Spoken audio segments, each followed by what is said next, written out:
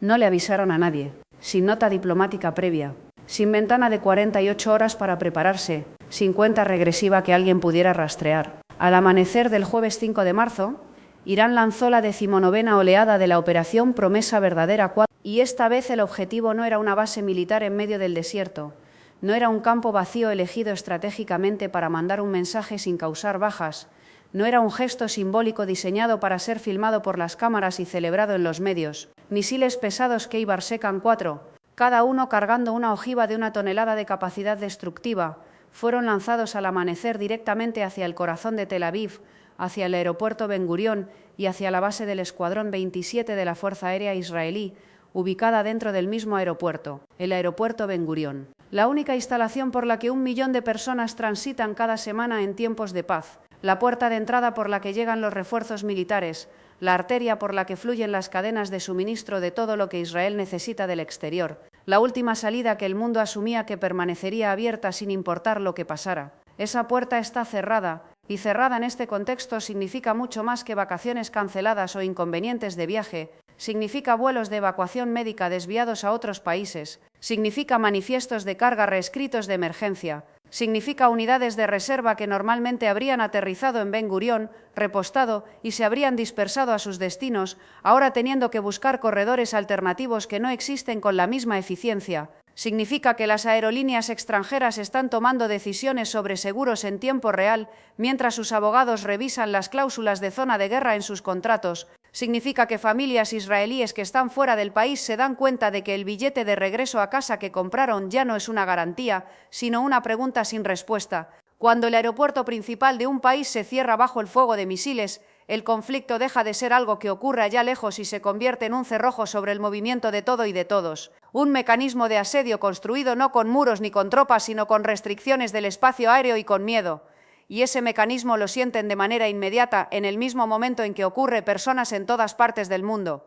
Para entender la magnitud de lo que ocurrió esa mañana hay que entender primero qué arma disparó Irán, porque ese misil tiene una historia propia, y esa historia es en sí misma una advertencia. El Kheibar-Shekan se encuentra entre los sistemas de misiles balísticos más avanzados del arsenal iraní. Irán presentó la primera generación en septiembre de 2017. La cuarta generación, conocida como Kheibar-Shekan 4, fue presentada en mayo de 2000. Según las especificaciones que el propio gobierno de Irán ha hecho públicas, el misil tiene un alcance de aproximadamente 2.000 kilómetros, mide 13 metros de longitud y transporta una ojiva que en versiones más pesadas llega a 1 tonelada completa. 13 metros de largo, nombrado en honor a Khorramshahr, la ciudad portuaria que Irán perdió ante Irak y luego recapturó a un costo humano devastador. Khorramshahr no es solo el nombre de una ciudad, y es el símbolo más potente de la cultura militar iraní de lo que significa resistir hasta el final, sangrar por algo que se considera que vale la pena defender y negarse absolutamente a aceptar la derrota. Irán no le puso ese nombre a este misil por accidente.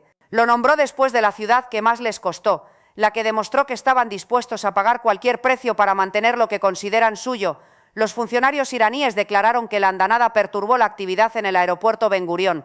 Perturbó. Esa palabra está cargando un peso enorme porque perturbado en el contexto de un aeropuerto bajo ataque de misiles balísticos significa aviones atascados en las pistas sin poder avanzar, pasajeros congelados en las terminales, tripulaciones de tierra detenidas en refugios, controladores de tráfico aéreo mirando sus pantallas sin ningún corredor seguro que ofrecer. Y luego silencio. El tipo de silencio que sigue a algo que se suponía que debía seguir funcionando, y simplemente no lo hizo. El mando del Frente Interior de Israel instruyó a la autoridad del aeropuerto a priorizar la seguridad por encima de la continuidad del servicio, con los comandantes argumentando que incluso un solo ataque exitoso en una terminal llena de gente podría crear lo que describieron textualmente como consecuencias de bajas masivas y daños reputacionales de largo plazo para todo el sector de aviación del país. Consecuencias de bajas masivas. Esas no son las palabras que aparecen en los informes de aviación civil, son las palabras que aparecen en las evaluaciones de amenazas militares, y la propia estructura de mando de Israel las colocó en un mismo documento junto al nombre de su aeropuerto principal. El impacto humano inmediato del cierre se está sintiendo de manera concreta en la vida de aproximadamente 100.000 personas que en este momento están atrapadas en el extranjero o varadas en aeropuertos de terceros países. Con Ben Gurión cerrado, los viajeros que tenían vuelos programados para volver a casa se han encontrado detenidos en aeropuertos desde Atenas y Larnaca hasta Dubái, Doha y las principales capitales europeas, esperando una reapertura que nadie ha podido anunciar con fecha concreta. 100.000 personas varadas, no soldados, familias, estudiantes, viajeros de negocios, personas que salieron de Israel por razones completamente ordinarias, vacaciones celebraciones, una conferencia, una boda, un funeral, y ahora no pueden volver a casa porque el aeropuerto que conecta a su país con el mundo está cerrado bajo amenaza activa de misiles. Moshe y su esposa, ambos en sus 50 años, habían volado a Atenas el martes de vacaciones. Teníamos un vuelo que debía salir alrededor de las 10 de la mañana, le dijo Moshe a un medio israelí. Llegamos al aeropuerto y a las 8 sonó la sirena. Nos pidieron que termináramos rápidamente con los trámites de pasaporte. Pasamos seguridad y esperamos, y luego nos dijeron que el vuelo estaba cancelado. Una pareja en sus 50 años, parada en el aeropuerto de Atenas, intentando volver a casa. Sirenas a las 8 de la mañana, vuelo cancelado sin fecha nueva. Esa es la cara humana de un aeropuerto cerrado desde adentro. No es estrategia geopolítica. Son dos personas en una terminal griega con tarjetas de embarque que ya no significan nada. Y no están solos, son una fracción de la fila global de personas cuyas vidas quedaron detenidas detrás de una pista que no puede hacerse segura. Pero hay un detalle de lo que ocurrió en Ben Gurión que la mayoría de la cobertura mediática pasó por encima demasiado rápido. Las aerolíneas israelíes El Al, Arkia e Israel anunciaron que estaban retirando sus aviones del país para evitar que fueran destruidos en tierra durante una represalia iraní que se calculaba como inminente. Los aviones fueron sacados sin pasajeros, sin uno solo a bordo. Las propias aerolíneas de Israel volaron aeronaves vacías fuera del país, no porque algo ya hubiera ocurrido, sino porque calcularon lo que estaba por venir. El avión oficial del Estado, el que transporta al primer ministro, también despegó de Ben Gurión y fue visto aterrizando en Grecia horas después. El avión del Estado israelí fue evacuado de su propio aeropuerto principal porque el cálculo de riesgo determinó que era demasiado peligroso dejar activos valiosos en tierra. Y tenían razón en ese cálculo. Los misiles Kibar Shekan 4 llegaron horas después de que los aviones hubieran despegado. Esto es lo que hace un gobierno cuando genuinamente cree que la próxima oleada de misiles aterrizará en el mismo lugar donde llegó la oleada anterior. Al menos 18 misiles iraníes penetraron el sistema de defensa antimisiles de Israel durante esa noche, representando lo que las fuentes militares describieron como el mayor porcentaje de impactos exitosos registrado durante todo este año de conflicto. El mayor porcentaje de impactos exitosos. Oleada 19. Ese dato importa más que el conteo de cráteres individuales. No es el número absoluto, es la línea de tendencia que ese número representa cuando se pone junto a las oleadas anteriores. En la oleada 1 el porcentaje de penetración era más bajo. En la oleada 5 era más bajo. En la oleada 10 era más bajo. La oleada 19 produjo la mayor tasa de penetración de todo el conflicto. Así es exactamente como se ve el desgaste dentro de una arquitectura de defensa. No colapsa en un solo momento dramático, se dobla gradualmente, de manera casi imperceptible oleada a oleada. Cada andanada ligeramente más difícil de interceptar que la anterior, encontrando ligeramente más brechas en un sistema diseñado para la amenaza que existía antes de que Irán tuviera 18 oleadas de práctica real para aprender que funciona. La andanada de esa noche consistió en aproximadamente 30 misiles balísticos junto con drones suicidas Shahed-36 apuntando simultáneamente al aeropuerto Ben Gurión. Los drones fuerzan a los sistemas inferiores a gastar interceptores en objetivos más baratos. Los misiles balísticos llegan detrás exigiendo las capas superiores. No es coincidencia táctica, es doctrina refinada a lo largo de 18 oleadas previas.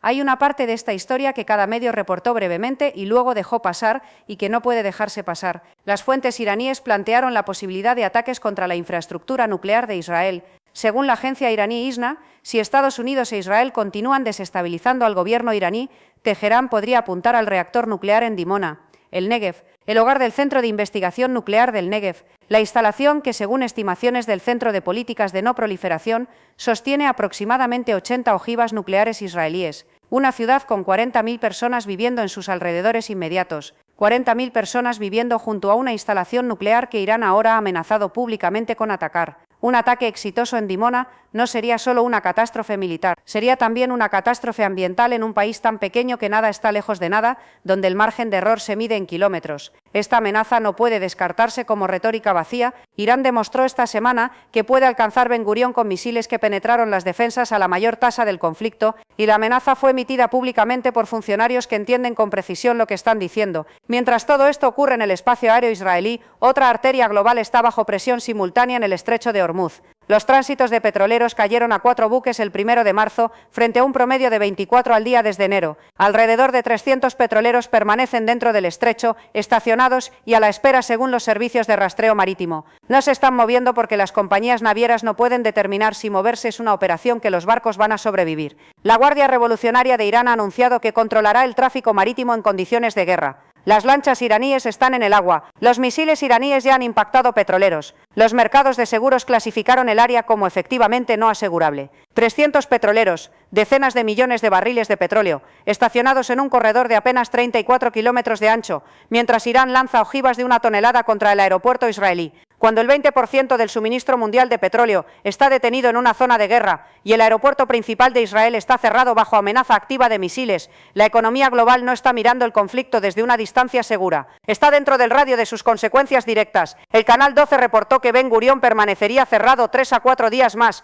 pero el portavoz de la autoridad del aeropuerto se negó a confirmar ninguna estimación, sin declaración oficial, sin cronograma. No pueden decir cuándo reabre porque genuinamente no lo saben. La reapertura depende de si la próxima oleada apunta a Ben Gurión de nuevo, de si las defensas aguantan, de si las aerolíneas extranjeras están dispuestas a arriesgar sus aviones aterrizando en un aeropuerto atacado repetidamente esta misma semana. Esas decisiones las toman personas en Teherán que ahora mismo están planificando la oleada número 20. Quiero volver un momento a Moshe y su esposa porque es ahí donde la geopolítica deja de ser abstracta y se convierte en algo que se siente. Tuvimos en cuenta que podría haber un ataque, dijo Moshe al periodista que lo entrevistó en Atenas, así que no nos sorprendió. Una pareja de israelíes en sus 50 años que voló a Grecia de vacaciones incorporó en la planificación del viaje la posibilidad de que Irán lanzara misiles mientras estaban fuera. Planearon para eso, hicieron maletas para días extra, mantuvieron el teléfono cargado, miraron las noticias desde el hotel y esperaron el mensaje que les diga que el espacio aéreo está abierto sin saber cuándo va a llegar. Ben Gurión, la puerta de entrada a un país de 9 millones de personas, está cerrado hasta nuevo aviso.